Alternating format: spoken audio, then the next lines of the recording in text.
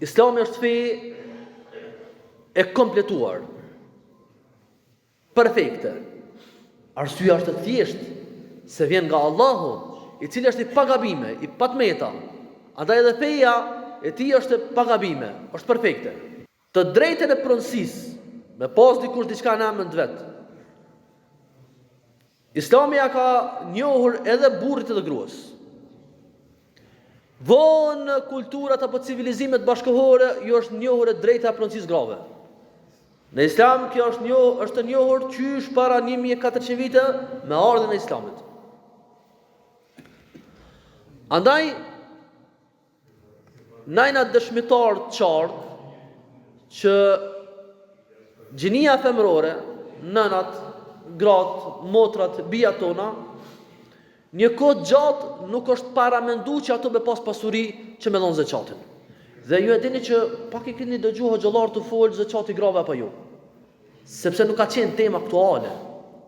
Populli jon ka jetuar në situata të vështira, në fukarallëk të iskajshëm, gjendje të vështirë, sa që krejt familja është dosh më angazhu për me mbijetu, e lemo për me dhonë zeqata për ngjajshme. Prandaj kjo temë nuk është trajtuar shumë. Sot gratë punojnë, posedojnë pasuri të ndryshme, angazhohen me punë të ndryshme, kanë dhurata të ndryshme, kanë stoli të ndryshme, prandaj ato ose shumë prej tyre sot janë të pasura. Edhe në vlerën edhe në emër të tyre ka pasuri të theksueshme të cilat shumë herë mujnë me arrit nivelin për me dhonë apo që duhet për me dhonë zeqatin, që është obligim për besimtarët. Gratë sot posedojnë pasuri. Dhe Zoti kur e ka obliguar zeqatin, e ka bërë obligim për njerëz të pasur. Dhe tash, nëse gratë janë të pasura, kanë pasuri, orë apo argjend, pare kesh, dhe kur mbledhen këto, e arrin vlerën e të trajtuarit i pasur në Islam, atër me çfarë të drejte na kena me i thonë asajna që ti se ki obligim zeqatin. Allah po thotë merr prej pasurisë besimtarëve. Përfshin gratë e burrat. Dhe nëse ajo quhet apo trajtohet e pasur, e ka për obligim për me dhënë zeqatin. Nganjëherë në disa mendime juridike vinë se po ka dikush që ka thonë ndryshe. E dim që ka që mendime të tjera. Mirë po kur vinë mendime të ndryshme, pro dhe të kontra, na veprojna me mendimin i cili e shton adhurimin e besimtarëve. Me mendimin i cili i afron besimtarët ma shumë e Zotin. E afrimi ma i madh i njeriut me Allahun është kur i kryen farzët raport me krijuesin. Hadithin e njohur an Omar bin Shajbe an ebihi an jaddihi. Ky hadith apo ky varg i transmetimit, për cilën disa dietar kanë thënë që është i dobt, është punuar temë magjistrature në Jordani, domethënë bën hulumtim shkencor i pranuar prej universitetit si hulumtim i sakt dhe është trajtuar që ky hadith është i sakt. Thot, ka ardhur një grua me çikën e vet të pejgamberit alayhis salam.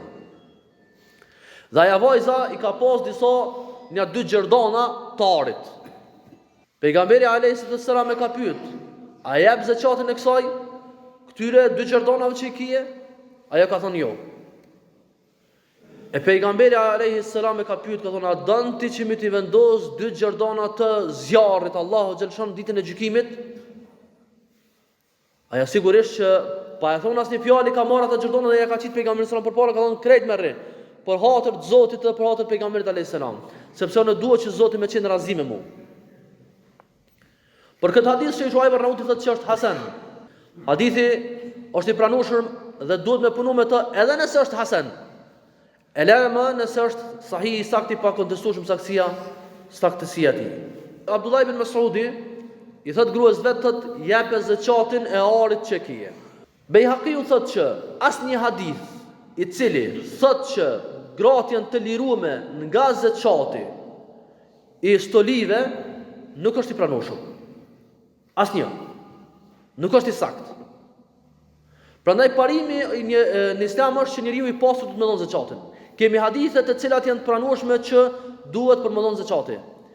Dhe sot gratë, nënat, motrat tona janë ato të cilat posedojnë pasuri, punojnë, kanë angazhime, kështu me radhë, trashëgojnë nga prendet, nga vëllezërit, nga burrat e tyre, sasitë të ndryshme të pasurisë, andaj kjo është hisja e zakatit të hisja të varfrit, e ti po tutesh sepse cili është pretendimi kryesor që gratë nuk e kanë për obligim me dhënë zakatin, thuhet se aja nuk po punon me atë, po ti ke pasurinë në dorë, e ke në dispozicion me punu, e ke në dispozicion me shfrytzu, atëherë në faj është yti, jo që ti nuk je pasur. Andaj pejgamberi Zotit sallallahu alaihi wasallam ka thënë: "Ma naqasa malun min sadaqa", pasuria nuk zvogëlohet duke dhënë sadak, e asesi duke dhënë zakat. Prandaj pretendimi dhe frika që po paksohet pasuria e sajna për këtë arsye mos e jap zakatin, atëherë pejgamberi Zotit thotë mos u frikso se pasuria nuk zvogëlohet. Atëherë unë Zoti jap bereqet, e shton i madh i Zot në forma të cilat ti nuk mundesh as me paramendu, pasi që kjo është premtim i pejgamberit Zotit nga ana e madhit Zot xhallashahu wa xhalla xhelal.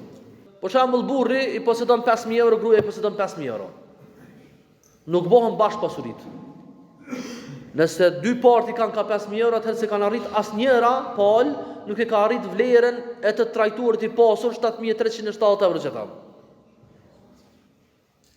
Nëse burri ka 8000 euro, ka obligim për 8000 euro. Nëse gruaja ka parë veta personale, 2000 euro nuk e jap zakatin për 2000 euro, sepse nuk është e pasur. A nëse të dytë i kanë ka 8000 euro, të dytë do të më dhon zakatin.